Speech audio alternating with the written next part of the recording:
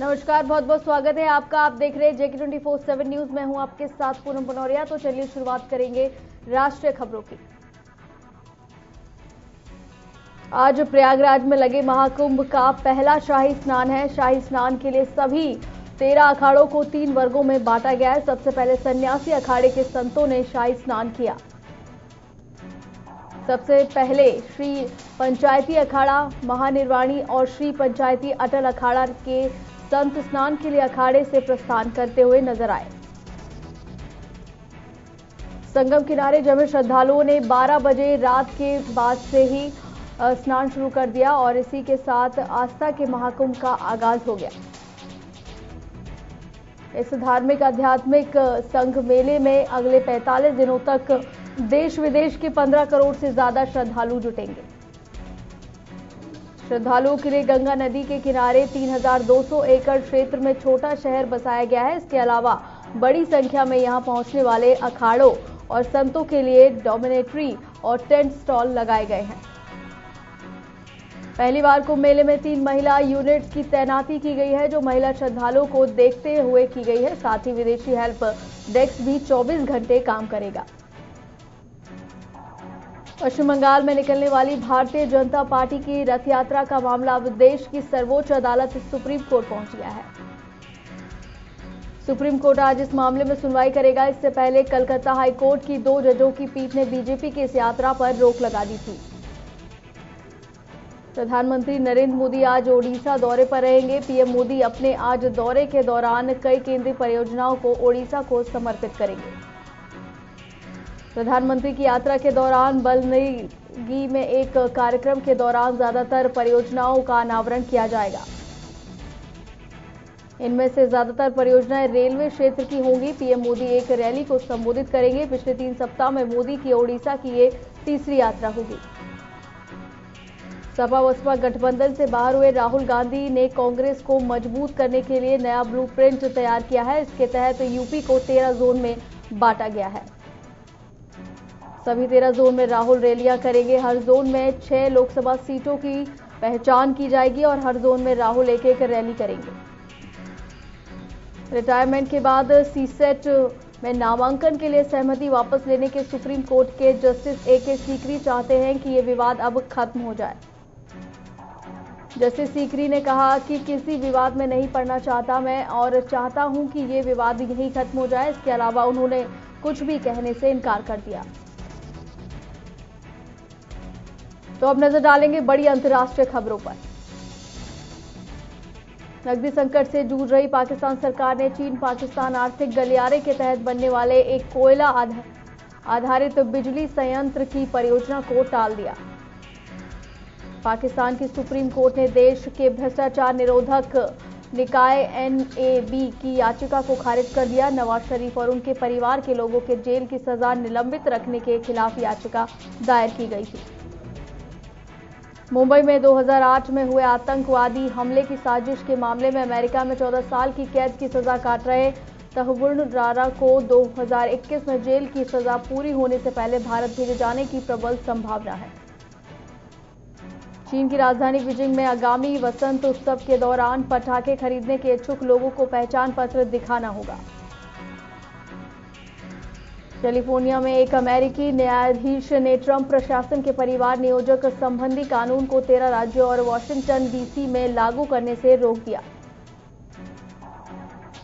तो अब रुख करेंगे उत्तर प्रदेश की खबरों का। यूपी के मैनपुरी में हर्ष फायरिंग के दौरान एक व्यक्ति की मौत हो गई। पुलिस ने 2 लोगों के खिलाफ मामला दर्ज कर कार्रवाई शुरू की। मैनपुरी में एक चलती कार में अचानक आग लग गई। आनंद फानन में ड्राइवर ने कार से कूदकर अपनी जान बचाई।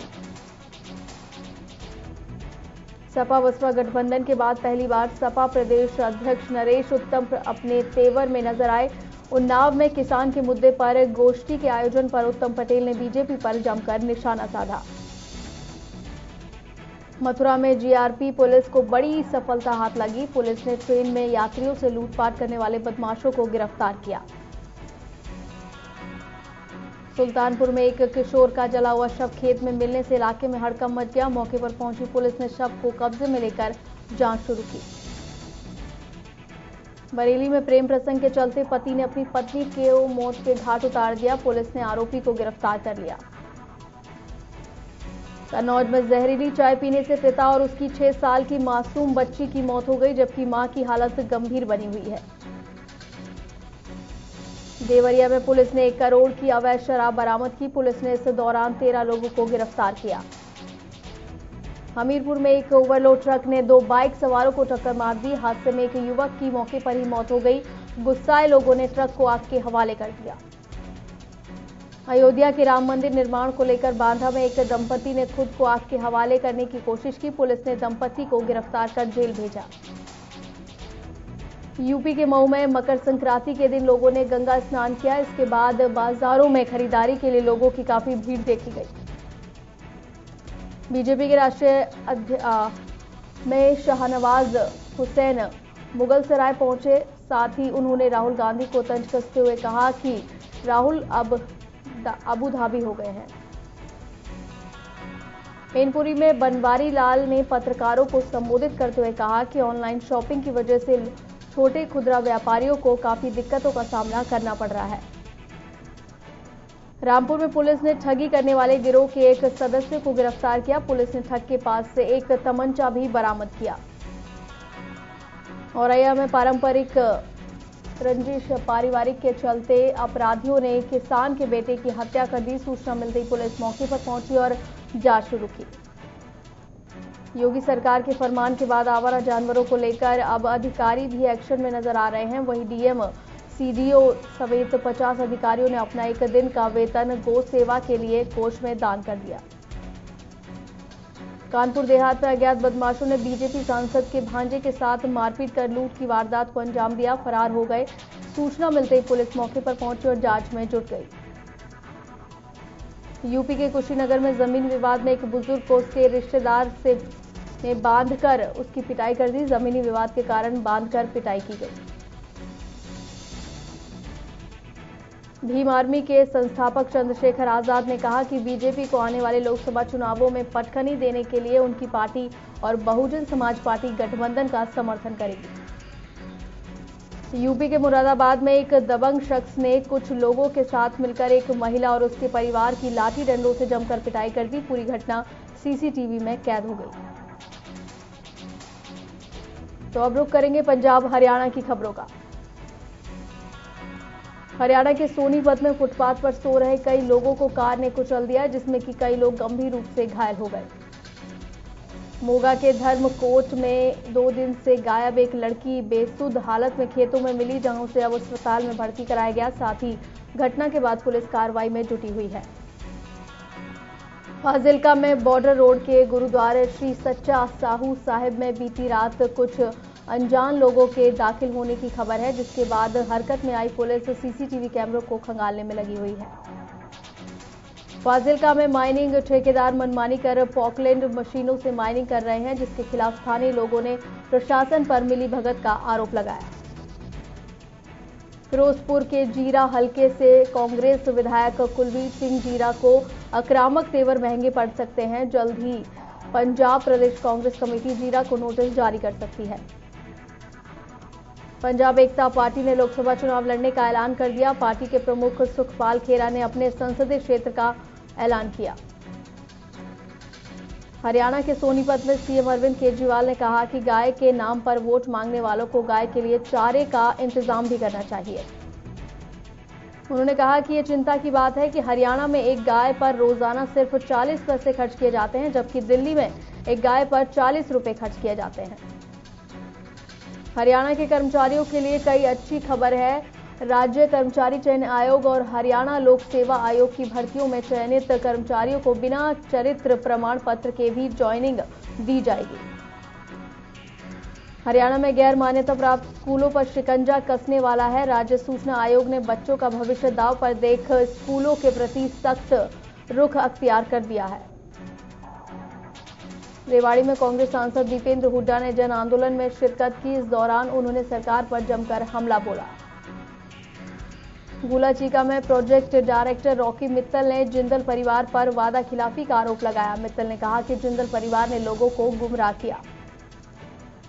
गोधरा में निजामुद्दीन एक्सप्रेस पर कुछ अज्ञात बदमाशों ने पत्थर से हमला कर दिया। हालांकि इस दौरान किसी को कोई चोट नहीं लगी।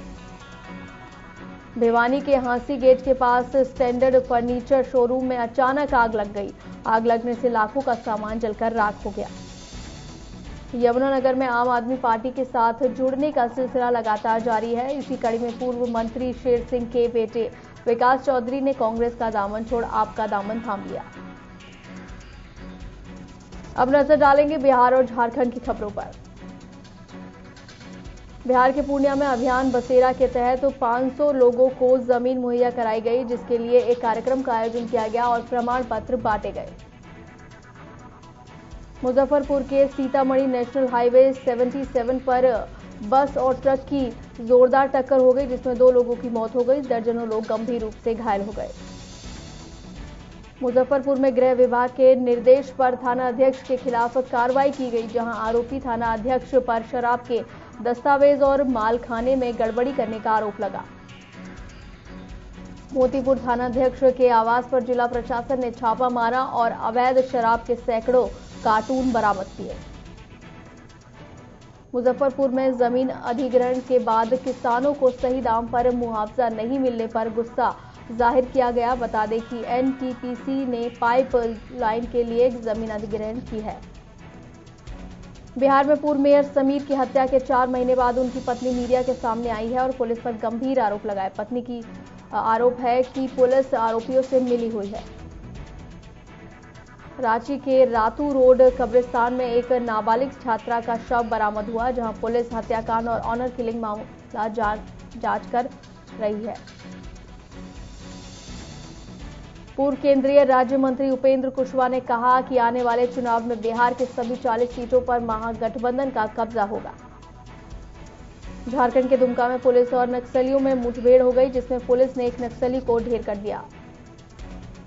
बिहार में मकर संक्रांति के मौके पर राष्ट्रीय जन लोकतांत्रिक गठबंधन में सियासी भोज की धूम है।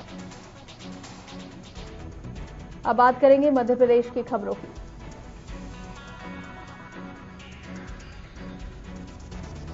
तो मध्य प्रदेश के होशंगाबाद टाइगर रिजर्व पार्क में अचानक टाइगर आ जाने से कर्मी पेड़ पर चढ़ गए और अपनी जान बचाने की कोशिश करने लगे। दरअसल पंचमढ़ी स्थित सतपुड़ा टाइगर रिजर्व में चल रही वन्य जीवों की गिनती के दौरान 2 बाघों के बीच वनकर्मी फंस गए, जिनमें से 3 वनकर्मी बाघ को देखते ही पेड़ पर चढ़ गए। मध्य प्रदेश में गाय को आवारा छोड़ना अपराध माना जाएगा, जहां मध्य प्रदेश सरकार इसके लिए कानून बनाने पर विचार कर रही है। विधानसभा उपाध्यक्ष हिना कांवरे एक सड़क हादसे में बाल-बाल बच गई। भर्तियों को लेकर कांग्रेस के निशाने पर रहे व्यापम को बंद करने की शुरुआत की जा रही है। अब बात करेंगे महाराष्ट्र और गुजरात की खबरों की। सूरत में सुब्रमण्यम स्वामी ने सपा और बसपा के गठबंधन पर निशाना साधा और कहा कि मायावती अखिलेश के खिलाफ हिंदुत्व का उत्साह पैदा करेंगे। वहीं बीजेपी सांसद सुब्रमण्यम स्वामी ने कहा कि बीजेपी को राम मंदिर का निर्माण जरूर कराना होगा। मुंबई के रायगढ़ में एक ट्रक से गैस रिसाव होने के बाद आग लग गई। बताया जा रहा है कि ट्रक अनियंत्रित होकर पलट गया। मुंबई में ट्रेन से यात्रा करने वाले मुसाफिरों की सुरक्षा के लिए सेंट्रल रेलवे ने एक अहम कदम उठाया। रेल मंत्री पीयूष गोयल ने खुद इस फैसले की जानकारी देते हुए बताया कि रेलवे के लिए सुरक्षा सबसे पहले है। गुजरात के आदिवासी कानालावा गांव में एक अजीबोगरीब चोरी देखने को मिली। दरअसल यहां चोरों ने एक 80 साल की बुजुर्ग महिला को मौत के घाट उतार दिया। बॉलीवुड के सुपरस्टार अमिताभ बच्चन मकर संक्रांति के मौके पर सुखमणि गुरुद्वारे पहुंचे। सोशल मीडिया से मशहूर हुई प्रिया प्रकाश जुहू के रेस्टोरेंट में नजर आई, जहां लोगों ने उनका जोरदार स्वागत किया। बॉलीवुड के एक्टर जैकलीन फर्नांडिस को मुंबई एयरपोर्ट पर देखा गया। चॉकलेट बॉय के नाम से मशहूर रणवीर सिंह मुंबई के जीबीपीसी मैदान पर नजर आए। अब रुक करेंगे जम्मू कश्मीर की खबरों का। सुरक्षा बलों के बढ़ते दबाव से आतंकी संगठन अपने बचे खुचे कैडर का मनोबल बनाने में लगे हुए हैं। जम्मू कश्मीर लोहड़ी का त्योहार पारंपरिक रिवाज और हर्षोल्लास से मनाया गया। इस दौरान वहीं छज्जा लेकर शोभा यात्रा भी निकाली गई। पुंछ में भारी बर्फबारी होने के बाद सड़क 3 वाहन आपस में टकरा गए। पुंछ में गुरु गोविंद सिंह का प्रकाशोत्सव बड़े ही श्रद्धा और सम्मान के साथ मनाया गया। अलबदर के टॉप कमांडर जीनत उल इस्लाम और शकील डार सेना की मुठभेड़ में मारे गए।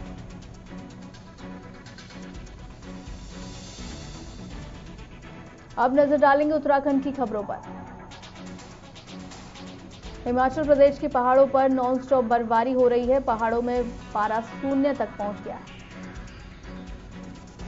उत्तराखंड के चारों धाम जबरदस्त बर्फबारी से प्रभावित है। बर्फबारी से गंगोत्री नेशनल हाईवे बंद हो गया है। हिमाचल के चंबा जिले की मशहूर पर्यटन नगरी डलहौजी में भी बर्फबारी हुई।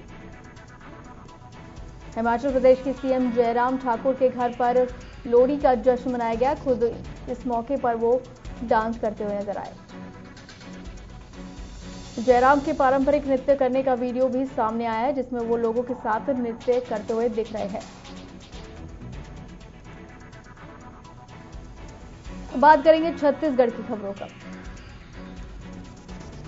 कोरबा में प्रसव के दौरान एक नवजात की मौत हो गई, जिसके बाद मृतक नवजात के परिजनों ने अस्पताल प्रशासन पर लापरवाही का आरोप लगाया।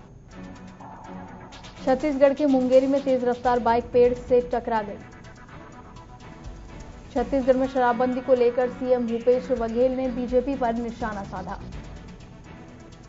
छत्तीसगढ़ में गणतंत्र दिवस को लेकर तैयारियां शुरू हो गई हैं। छत्तीसगढ़ के भिलाई पुलिस ने कबाड़ियों के दुकानों पर छापेमारी अभियान चलाया, जिसके कबाड़ का काम करने वालों में हड़कंप मच गया। अब अंत में बात करेंगे राजस्थान की खबरों की। राजस्थान के मारवाड़ में एक युवक ने फांसी लगाकर आत्महत्या कर ली। राजस्थान में 15वीं राजस्थान विधानसभा के सत्र को लेकर विवाद गहराता जा रहा है। विधानसभा अध्यक्ष कैलाश मेघवाल ने कहा कि सरकार ने मेरी सलाह के बिना विधानसभा सत्र तय कर लिया। जयपुर में चाइनीज मांझे ने एक 6 साल के बच्चे की जान ले ली। बीजेपी नेता गुलाबचंद कटारिया को राजस्थान विधानसभा में नेता प्रतिपक्ष के तौर पर नियुक्त किया गया। तो फिलहाल न्यूज पॉइंट में इतना ही। बाकी खबरों के लिए देखते रहिए JK24/7 न्यूज। नमस्कार।